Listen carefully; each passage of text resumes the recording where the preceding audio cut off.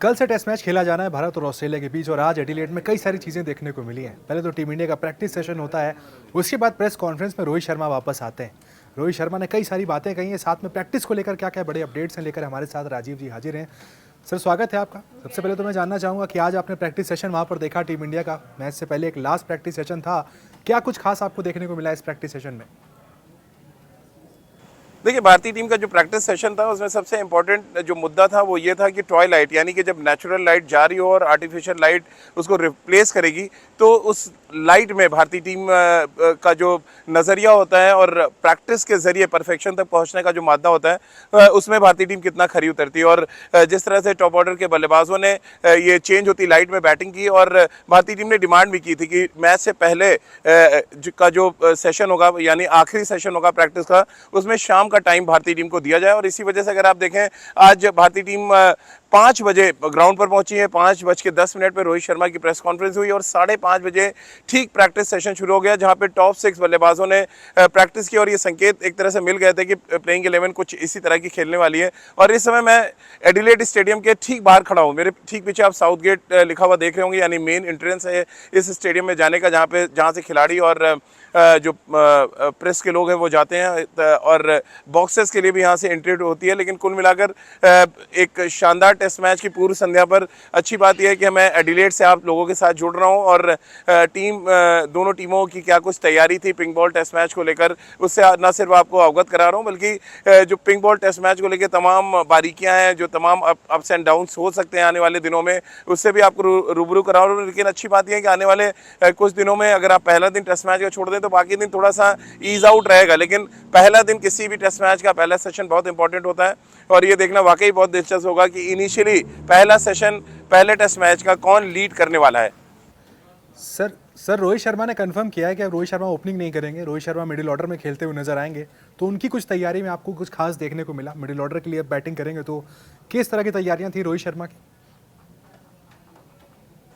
देखिए, तैयारी सिर्फ आज की बात नहीं है। पिछले कुछ दिनों से अगर आप देखें, कैनबरा टेस्ट जो प्रैक्टिस मैच था उसको याद करें, या जिस तरह से कल रोहित शर्मा और ऋषभ पंत एक साथ दोनों प्रैक्टिस सेशन के 1 घंटे पहले खुद आ गए थे प्रैक्टिस करने, उससे इस बात के संकेत मिले हैं कि रोहित शर्मा मिडिल ऑर्डर में खेलने वाले हैं। और अब प्रेस कॉन्फ्रेंस में जब आए, पहला सवाल तो उनसे यही पूछा गया था कि क्या के राहुल ओपन करेंगे, और के राहुल के ओपन करने के कन्फर्म होने के साथ ही इस बात की पुष्टि हो गई थी कि रोहित शर्मा मिडिल ऑर्डर में बल्लेबाजी करने वाले हैं। और उसके बाद उन्होंने खुद प्रेस कॉन्फ्रेंस में माना कि वो मिडिल ऑर्डर में खेलने जा रहे हैं। हालांकि उन्होंने ये भी कहा कि ये उनकी पर्सनल चॉइस नहीं है, अगर पर्सनल चॉइस होती शायद ओपन करते, लेकिन टीम हित में, टीम को ध्यान में रखते हुए ये फैसला लिया गया। के राहुल की उन्होंने बहुत तारीफ भी की और जिस तरह से पर्थ टेस्ट मैच में के राहुल ने बल्लेबाजी की, उन्होंने ये भी कहा कि वह जब उनका बेटा हुआ तब उसके बाद वो लगातार इंटरनेट के जरिए मैच के स्कोर पर नजर बनाए हुए थे और बहुत ही काम नजर आए, बहुत कूल नजर आए। और एक लीडर के तौर पर जिस तरह का ये बड़ा डिसीजन रोहित ने लिया है, क्योंकि इससे पहले भी मिडिल ऑर्डर से उन्होंने अपने करियर की शुरुआत की, अब सडनली फिर मिडिल ऑर्डर में जाके बल्लेबाजी करना किसी भी बल्लेबाज के लिए आसान नहीं होता। तो मुझे लग रहा है मेरे ठीक पीछे जो एडिलेड ओवल का मैदान आप देख रहे हैं, यहाँ पर विराट कोहली के लिए कहा जाता है कि बहुत ज़बरदस्त वो बल्लेबाजी करते हैं। क्या पता रोहित शर्मा मिडिल ऑर्डर में आ रहे हैं और एक नया अवतार हमें टेस्ट क्रिकेट में रोहित शर्मा का देखने को मिल जाए। 2 और खिलाड़ी हैं जिनकी काफ़ी तारीफ की है प्रेस कॉन्फ्रेंस हमने देखा है, हर्षित राणा और नीतीश रेड्डी। दोनों अपना डेब्यू कर रहे थे, पहले ही मुकाबले में वहाँ पर काफ़ी अच्छा खेल दिखाया। रोहित शर्मा वहाँ पर ज़रूर नहीं थे लेकिन तारीफ काफ़ी की है। क्या हम देख पा रहे हैं दोनों को फिर से एक बार प्लेइंग 11 में दूसरे मैच में भी? देखिए, इनिशियली जो प्रैक्टिस सेशन हम सबने देखा है और आज की प्रैक्टिस सेशन की बात करें तो लगभग 12-13 खिलाड़ी आपको नज़र आते हैं, जिससे लगता है कि ये आपकी फर्स्ट प्लेइंग 11 का में इनमें से ही किसी एक को शामिल किया जाएगा। और जिस तरह से नीतीश रेड्डी के बारे में रोहित शर्मा ने कहा, जिस तरह से हर्षित राणा की उन्होंने तारीफ की और जो एफर्ट दिखाए इन युवा खिलाड़ियों ने, और इनकी सोच सबसे इंपॉर्टेंट क्या होती है, किसी खिलाड़ी की सोच क्या मायने रखती है। और अगर आप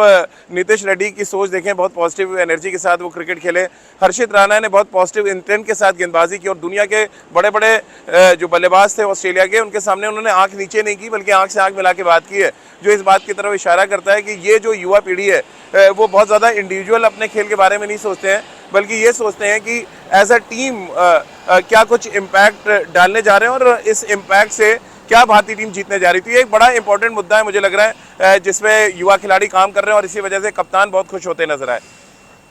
शुभमन गिल भी थे सर, शुभमन गिल पहला मुकाबला नहीं खेले थे, शुभमन गिल फिर से फिट है।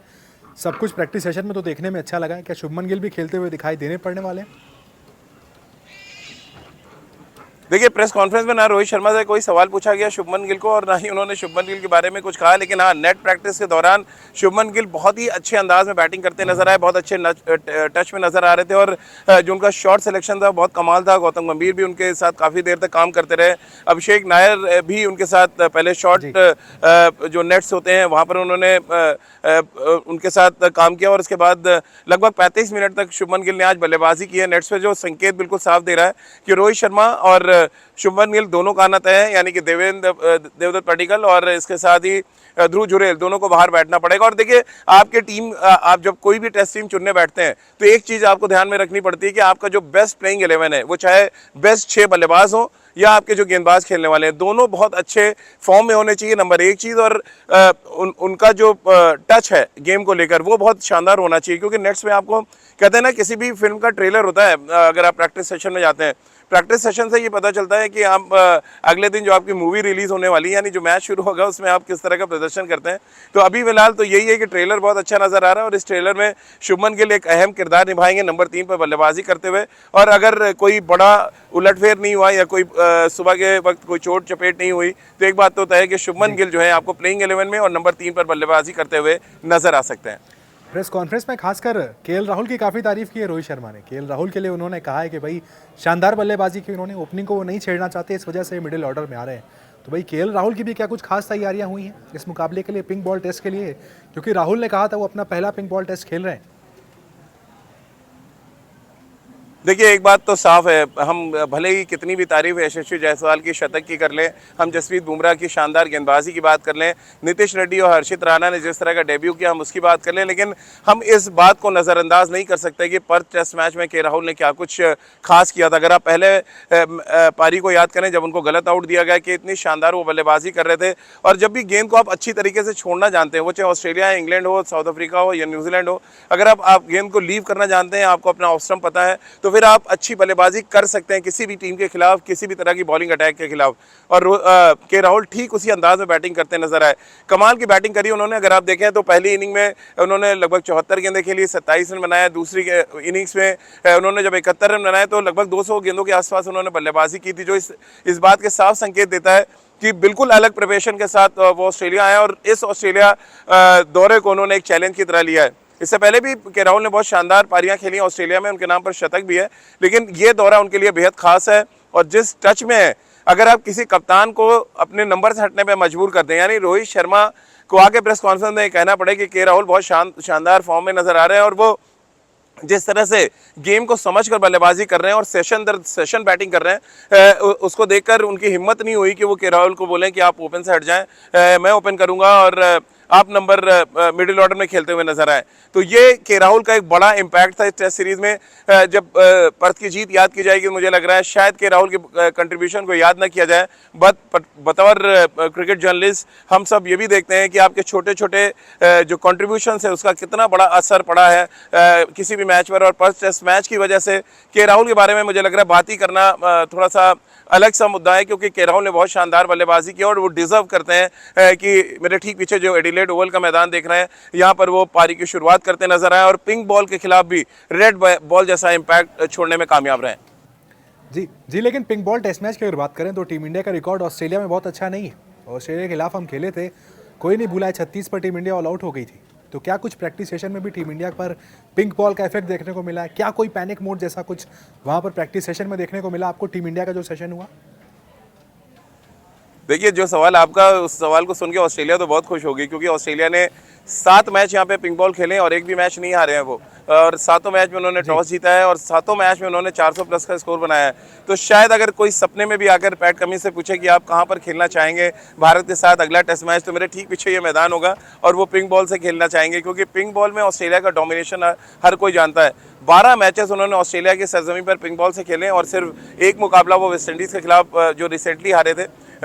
उसके अलावा कोई भी मुकाबला ऑस्ट्रेलिया हारी नहीं है। तो ये एक अलग मुद्दा है। पिंक बॉल के साथ उनका रिकॉर्ड बेहतर होना जो उनके पक्ष में जाता है, और शायद यही एक मात्र पॉजिटिव चीज़ है जो ऑस्ट्रेलिया मुझे लग रहा है एडिलेड में खोज रही होगी, कि यही वो ये मौका है, यही वो जगह है जहां पर आप वापसी कर सकते हैं। नहीं तो फिर आपके लिए राह बहुत मुश्किल हो जाएगी, क्योंकि एक मौका अगर आप भारतीय टीम को और देंगे तो भारतीय टीम आपको फिर सीरीज़ में वापस नहीं आने देगी, क्योंकि अगला जो वेन्यूज़ हैं वहाँ पे उतने मौके नहीं है ऑस्ट्रेलिया के पास जितना बड़ा मौका एडिलेड ओवल के मैदान में मिलेगा। और इसीलिए हम आज एडिलेड ओवल के बाहर रुके, यहाँ से आपसे बातचीत कर रहे हैं ताकि इस ऐतिहासिक जगह की महत्व को भी आप समझें और ऑस्ट्रेलियाई क्रिकेट में क्या कुछ मायने रखता है ये मैदान, ये भी समझना बहुत ज़रूरी है, क्योंकि रिकॉर्ड बेहद शानदार है ऑस्ट्रेलिया का, पिंक बॉल से भी उतना ही शानदार है। और यहाँ पर कई स्टैचूज़ भी लगे हैं, डॉन ब्रैडमैन का भी यहाँ स्टैचू है, अलग अलग स्पोर्ट्समैन के यहाँ पे स्टैचू है, जो यहाँ के कल्चर को दर्शाता है कि स्पोर्ट्स कितना बड़ा कल्चर है ऑस्ट्रेलिया के लिए। तो इस कल्चर को बनाए रखने के लिए अपनी कहते हैं ना अपनी साख को बनाए रखने के लिए ऑस्ट्रेलिया निश्चित रूप से चाहेगा कि इस पिंक बॉल टेस्ट मैच में